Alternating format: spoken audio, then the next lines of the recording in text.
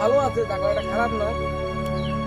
আর এই পুল চাই আমরা। এই যে এই পুলটা, হ্যাঁ আচ্ছা এইটা তোমার জায়গার নাম কি? এটা হলো ভূতকুড়া।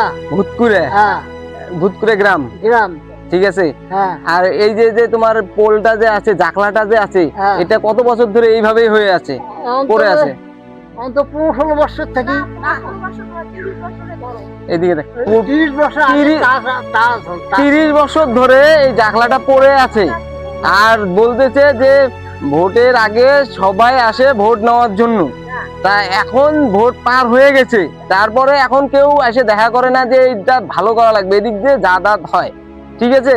শোনা এই জিনিসটা যে দেখো যে 3খান জাকলি যাচ্ছে, হ্যাঁ আমি তো হবে না, হ্যাঁ যেমন পঞ্চায়েত তো হবে। হ্যাঁ আর শেষ মাস এইখানে ভাঙি দিছে এইটা মাথা খান, হ্যাঁ। এখানে আমি নিজে কামলা খরচ করে আমি নিজেই ভাঙিয়ে তৈরি করে দিচ্ছি। তোমরা নিজেই করছেন? হ্যাঁ। আচ্ছা, পঞ্চায়েত আমাকে একটা বিড়িও নেই খায়, একটা পানও নেই খায়, মানে এক কাপ চাও নেই। বিড়ি পান তো খাওয়াই নাই, হ্যাঁ। চাও খাওয়াই নাই, হ্যাঁ। এটা আপনি নিজেই করছেন। হ্যাঁ। আর এই যে রাস্তাটা দেখতে পাচ্ছেন, এই যে রাস্তা, মাটির রাস্তা, এই যে এটা একদম কাঁচা রাস্তা হয়ে আছে। আর এই যে পোলটা যে জাকলাটা আছে, জাকলাটা একবার দেখাইতেছি, এদিকে নিয়ে আসো ক্যামেরাটা। এই যে যে জাকলাটা আছে, এই যে জাকলাটা 30 বছর ধরে এইভাবেই পড়ে আছে। যে কোনো সময় যে কেউ আসবে প্রতিশ্রুতিটা দিয়ে যায় যে এটা হবে, কিন্তু এটা আর হয় না মূলত। আর এই পাশটা দেখুন, জাকলাটা মানে যাওয়া যায়, খুবই অসুবিধা হয় যাতায়াত করতে। আর এই যে নদীতে এত জল হয়ে গেছে, কোনো ব্যারিকেড নাই, যে কোনো বাচ্চা কাচ্চা যদি এই পাশ দিয়ে যায় তাহলে কোনো ব্যারিকেড নাই, তাতে মানে একটা ঝুঁকির মধ্যে দিয়ে এদিকে যাওয়া আসা করা হয়। যে নিচ থেকে জল হচ্ছে, ব্রিজে কোন জায়গা কোনো জল উঠছে না। মানে ব্রিজের উপর দিয়েও জল গেছে? হ্যাঁ ব্রিজের ওপর দিয়েও জল গেছে। এইটা আপনার দ্রুত সমাধান চাই। এইখানকার যে এলাকাবাসীর লোক আছে ওরা বলতেছে যে এটার যে পরিস্থিতিটা খুবই খারাপ আছে। আর এই যে এইখানে দেখেন কত জল হয়ে গেছে এইদিকে,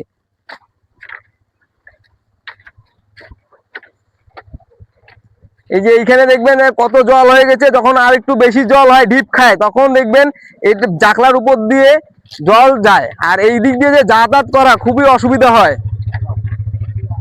আপনারা একবার দেখবেন, এইখানে দেখে বলবেন আর কমেন্টে জানাবেন, ফলো করবেন যে দেখুন কি পরিস্থিতি। এখানকার যে এলাকাবাসীর যে লোক আছে উনারা বলতেছে যে এটা 30 বছর ধরে পড়ে আছে, কিন্তু 30 বছর ধরে পড়ে থাকার পরেও, আর এইখানে যে ভোট আসে বা ইলেকশনের আসে, তার আগে প্রতিশ্রুতিটা দিয়ে যায় যে এটা হবে, কিন্তু বিগত এটা আর হয় না, এটা এমন করে দিয়েছে। আর যেটা কিন্তু সবাই বলে যে হবে, হয় না। আর ইনি যে আছে, ইনি বলতেছে ইনি নিজে করেছে, তাহলে ইনি তো আর একাই এদিক দিয়ে যাতায়াত করে না, গ্রামে সব লোক যাতায়াত করে, ইনি নিজে করেছে। তাহলে এইখানকার গ্রামের লোকজন যখন এরপরে নেক্সটে আসবে যারা, তাদেরকে ধরবেন, ধরে বলবেন যে এটা আমাদের কিন্তু দ্রুত সমাধান করবেন, তারপরে এইদিকে আসবেন। কারণ আমাদের যদি যাতায়াতের রাস্তা যদি ঠিকঠাক না থাকে, তো তোমরা এসে আমাদের প্রতিশ্রুতিটা দিবেন কিসের জন্য? ঠিক আছে। আর যদি কিছু বলার থাকে এখানে বলে দাও, কাম হয়ে যাবে। বলার কিছু নাই, আমরা এই আস্তে চাই আর ব্রিজ চাই। বলছে বলার কিছু নাই, এই রাস্তাটা ওনারা চায় আর ব্রিজ চায়।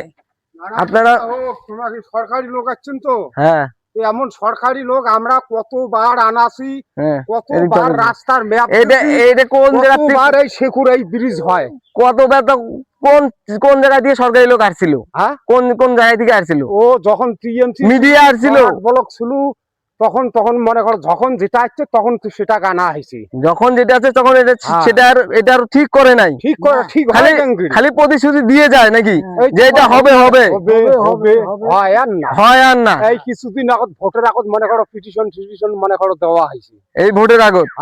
আর ওটার কোনো খোঁজ খবর নাই যে এটা হবে কিনা খোঁজ খবর।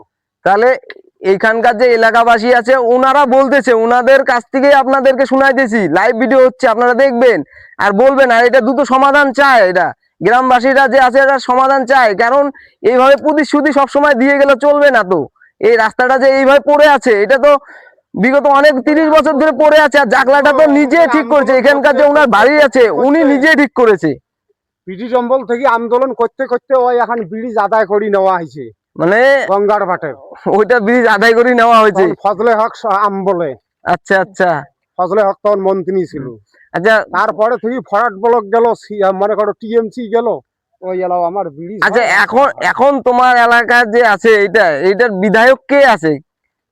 কে বিধায়ক আছে এখন? এটার বিধায়ক তো মনে করো আমার বিধায়ক তো হাঁটছে এই কেন্দ্রে। শীতের কেন্দ্র মানে বসু মিয়ার।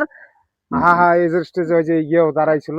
আচ্ছা আচ্ছা, উনি এগুলা আসছিল এর আগে যে টিএমসি আমলের যে লোক ছিল ওনারা এখানে এসেছিল, এসে বলছে প্রতিশ্রুতি দিয়েছে, কিন্তু কাজ এটা সমাধান হয় নাই। এই কাজটা যেন সমাধান হয়, আপনারা যে ভিডিওটা দেখবেন আপনারা উপর মহলে শেয়ার করবেন, এমনকি শেয়ার করে পাঠিয়ে দিবেন যাতে এই ওভারব্রিজটা যাতে 1 মাসের মধ্যে যাতে স্যাংশন হয়।